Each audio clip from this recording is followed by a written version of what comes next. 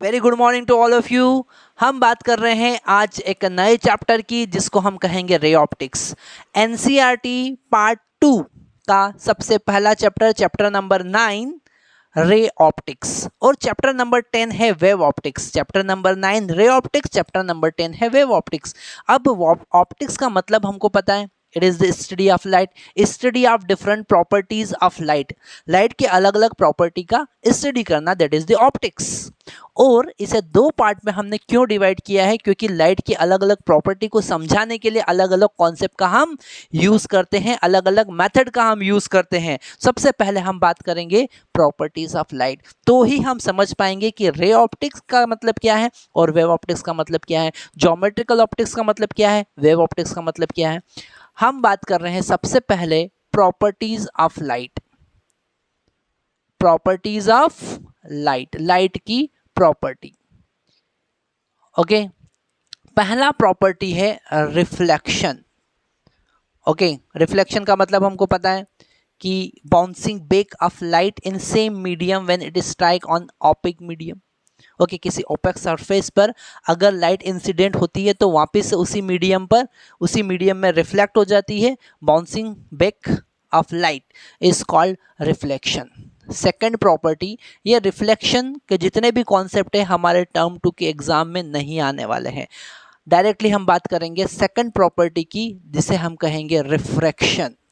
Okay, refraction का मतलब क्या है? रिफ्रैक्शन का मतलब है it is the bending of light when light passes from one medium to another medium. एक मीडियम से दूसरे मीडियम में जब लाइट पास होती है, ट्रेवल करती है, तो अपने पाथ से डेविएट हो जाती है, बेंड हो जाती है। This phenomena of light is called refraction.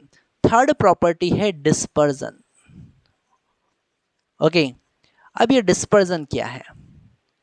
Dispersion का मतलब क्या है?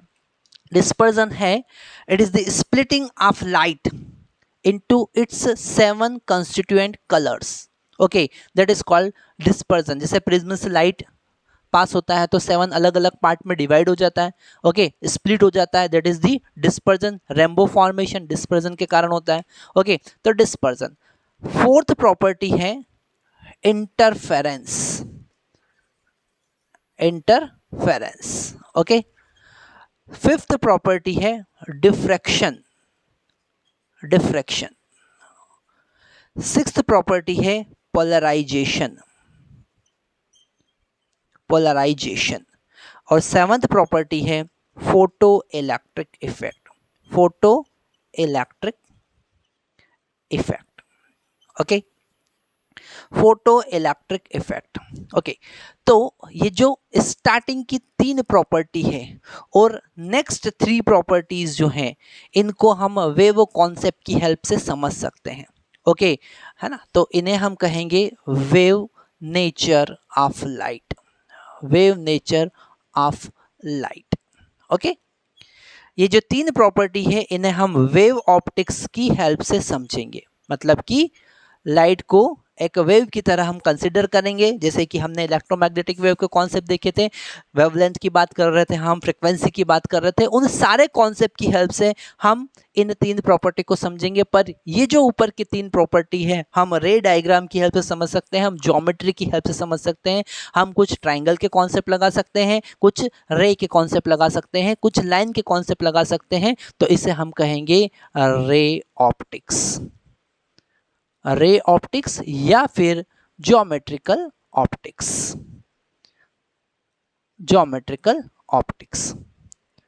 ओके, तो हमने यहां पर लाइट की प्रॉपर्टी के अकॉर्डिंग चैप्टर को डिवाइड किया है। ऊपर की 3 प्रॉपर्टी को समझना है रे ऑप्टिक्स या फिर ज्योमेट्रिकल ऑप्टिक्स, नीचे की 3 property interference, diffraction and polarisation को समझना वेव ऑप्टिक्स है, और कंबाइनली इसे हम कहेंगे वेव नेचर ऑफ लाइट। पर ये जो प्रॉपर्टी है फोटो इलेक्ट्रिक इफेक्ट, इसे हम वेव नेचर की हेल्प से नहीं समझ सकते हैं। तो यहां पर हमारे पास में आता है पार्टिकल नेचर ऑफ लाइट।